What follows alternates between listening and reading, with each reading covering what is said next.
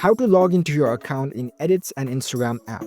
I'm gonna guide you through the process on how to do it. Let's get started.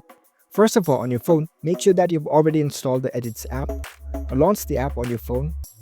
After you are in the app, you'll see this kind of app interface. Now, in order to log into your account in Edits app, there is no need to have created any account in this app. All you need is an Instagram account. If you have Instagram account, then you can easily log into Edits app using your Instagram account. If you have Instagram app installed in your phone and you are logged into your Instagram account over there, then this app will directly recognize that and it will show up over here like this.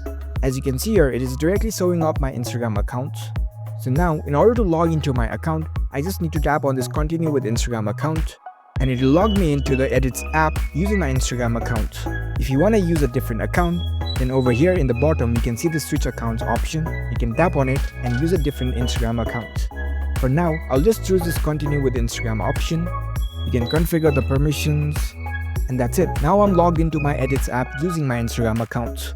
So it's a very easy process to log into your account in Edits and Instagram app. If you found this video helpful, don't forget to give this video a thumbs up and subscribe to our channel for more tech tips.